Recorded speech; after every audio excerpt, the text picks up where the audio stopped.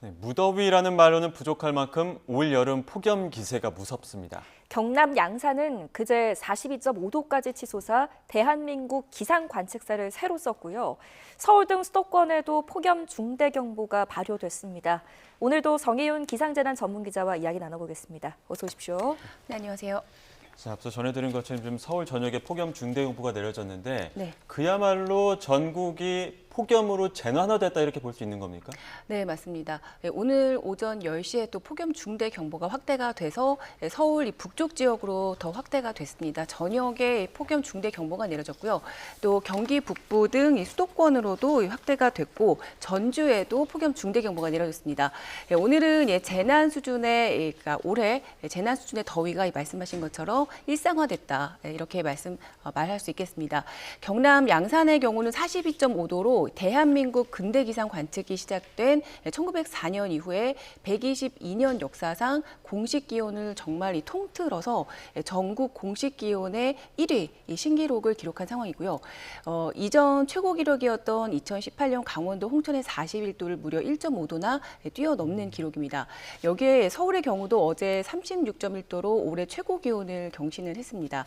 특히 구로구 같은 경우는 온수동 지역이었는데 비공식 관측 지점이 이미 36도에 어제 육박을 했습니다.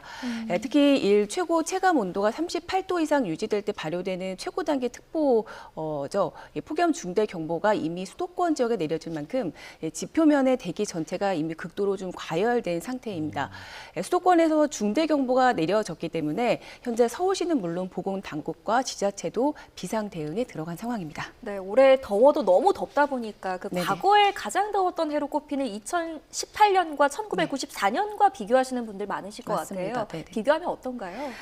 일단 이 폭염의 양상이 지금 해마다 좀 다르게 나타나고 있습니다. 간단히 좀 살펴드리면 먼저 말씀하신 1994년의 경우는 이 폭염에 대한 인식을 좀 새로 썼던 해인데요. 에어컨 보급을 폭발적으로 좀 일으킨 해로 볼 수가 있을 것 같습니다. 그리고 2018년의 경우는 이 폭염 일수가 31일로 역대 1위를 기록하고 있는 정말 이 한증막 같은 독보적인 폭염의 해입니다. 그리고 2024년은 긴 열대야가 지배했던 밤 더위의 중심의 해였고요. 그리고 올해는 이 상상을 초월하는 기온이 지금 기록되고 있는 해인데요. 한낮에 40도를 초과하는 극한 고온과 또 밤에 이 초열대가 융합이 되면서 복합적인 누적형 폭염의 특징이 나타나고 있습니다. 네. 예, 원인을 꼽으면 역시 뜨거운 이중 고기압이 가장 큰 원인이라고 볼 수 있는 겁니까? 네, 맞습니다. 이 열돔에다가 최근에는 좀 지역적인 특징이 좀 가세를 하면서 국지적으로 좀 지역마다 좀 다른 원인이 나타나고 있습니다.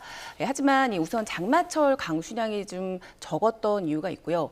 이후에 한여름 더위가 시작된 뒤에는 이중 열돔과 고온 건조한 바람 열기 또 그 열기가 축적되면서 가장 큰 원인이 복합적으로 좀 나타나고 있습니다.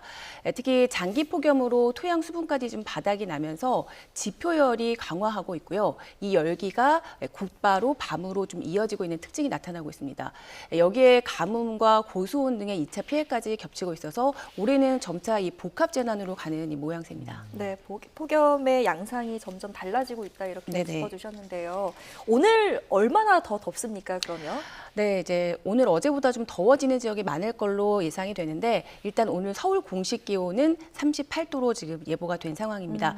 폭염 중대 경보가 아까 말씀드렸지만 서울 전역으로 확대가 됐고요. 일부 수도권 지역으로도 지금 확대가 된 상황이기 때문에 오늘 최고 기온이 39도까지 오르는 곳도 있을 걸로 보입니다. 당분간은 이 산맥을 넘은 고온 건조한 바람이 영향을 주기 때문에 체감 온도보다는 실제 기온이 더 높게 오를 가능성이 큽니다. 폭염 중대경보 지역 앞으로 기온이 점점 더 오를 가능성이 있으니까요. 이번 주 한낮에 야외 활동은 되도록 자제를 해두시고 반드시 물, 그늘, 휴식 이 3대 수칙을 준수를 해주시기 바랍니다. 반면 연일 이 40도를 웃돌았던 영남 지방의 경우는 기온이 좀 떨어집니다. 오늘 양산 지역이 35도로 예보가 됐고 부산 지역도 34도이기 때문에 극한 더위는 조금 누그러질 것으로 예상됩니다. 워낙 밤낮으로 덥다 보니까 이 더위가 네네. 언제쯤 꺾일까 걱정하시는 분들 많은데 더위 언제까지 계속되는 겁니까? 네, 이제 극한 더위가 좀 언제까지 좀 꺾인다, 이제 꺾인다라고 말씀을 드리고 네. 싶은데 어떻게 장담을 할 수가 없습니다. 우선 이번 주는 북상하는 태풍의 간접 영향으로 동풍 계열의 바람이 좀 계속될 것으로 보입니다. 그래서 서쪽 지방을 중심으로 심한 극한 더위가 이어지겠습니다. 상층의 고기압이 지금 좀 강하게 내리누르고 있어서 열기가 좀 위로 빠져나가지 못하는 상황이고 이 하층에서는 덥고 습한 수증기가 좀 지속적으로 들어오고 있기 때문에 적어도 중국으로 상륙하기 전까지, 그러니까 다음 주 초반쯤이거든요. 이때까지는 서울의 낮 기온이 37도 안팎까지 오르면서 극한 더위가 계속될 가능성이 있습니다. 이후에는 다소 변수가 있습니다. 태풍이 남긴 비구름이 한반도 주변 기압계를 좀 흔든다면 잠시 비로 좀 더위는 주춤할 수 있습니다. 하지만 비바람이 분 뒤에도 이후 좀 더위가 이어질 가능성이 있습니다. 열기가 좀 더 지속할 가능성이 있고 이후에 좀 기습 소나기 등이 강화할 가능성도 있습니다. 네, 예. 단순히 기온이 높은 게 아니라 지금 사람의 건강까지 위협하고 있는 상황이어서 맞습니다. 일상생활에서 지켜야 할 주의사항들이 있을 것 같은데 어떤 게 있을까요? 네, 말씀드렸다시피 우선 좀 폭염이 심한 상황이기 때문에 고온으로 인한 사고에 주의를 좀 해주셔야 됩니다. 온열 질환으로 인한 피해는 가장 중요하고요.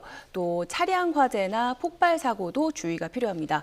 최근 한국교통안전공단의 분석이 나왔는데요. 여름철 7월과 8월 사이에 차량 화재가 평소보다 좀 10에서 20%가량 증가하는 걸로 나타났습니다. 그래픽 한번 보시죠. 네, 이 차량 내부 온도가 최근 폭염 때문에 90도에 육박하는 걸로 나타났는데 직사광선 아래에 주차된 차량에서는 보조 배터리나 일회용 라이터 그리고 이 스프레이 등을 두지 말아야 합니다. 또 생수병이나 탄산음료, 캔 등으로 인해서 이 압력이 상승하기 때문에 파열될 수가 있는데요. 차량 온도를 조금이나마 낮추기 위해서는 야외에 주차하실 때는 유리 면적이 좀 적은 차량 뒷면을 햇빛 방향으로 좀 두시는 것이 좋고요. 그리고 탑승 직후에는 운전석 창문과 좀 대각선 방향, 이 조수석 뒷창문을 좀 양쪽으로 대각선으로 좀 열어두시는 게 내부의 뜨거운 공기를 가장 효과적으로 빠져나갈 수 있다고 합니다. 또 에어컨 바깥 공기를 좀 유입할 수 있는 그 외기 순환 모드라고 하죠. 이 모드를 좀 활용해 주시고 5인승 이상의 차량 운행 시에는 의무화된 차량용 소화기 위치를 꼭 확인을 해두시는 게 좋습니다. 예. 좀 더위도 더위인데 가뭄이 심각한 곳들도 있어서 단비 네네. 소식은 없습니까? 제가 지금 들어오기 전에 좀 보니까 오늘 오후에 소나기 예보는 나와 있습니다. 하지만 당분간 비다운 그 비 예보는 지금 없는 상황입니다. 다만 이 북상하는 태풍이 변수인데요. 현재 태풍은 매우 강한 좀 세력을 유지한 채 일본 남쪽 해상에서 중국 남부 해안을 따라서 서진 중에 있습니다. 잠깐 이 화면을 보실까요?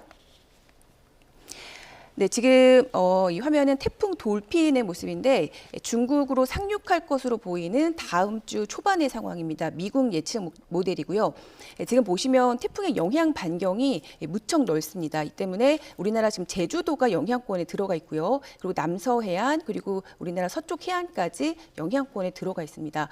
다음 주 초반쯤이면 이 태풍이 이 쪽으로 서진해서 중국 내륙으로 더 들어갈 걸로 예상이 되는데 지금 제가 이제 풍속을 표시를 해놨거든요. 네. 제주도 쪽으로 초속 20m 안팎의 바람이 불 걸로 현재 예상이 됩니다. 그리고 지금 서해안 쪽으로도 초속 10m 이상 15m 안팎의 바람이 불 걸로 현재 예상이 되고 있는 상황입니다.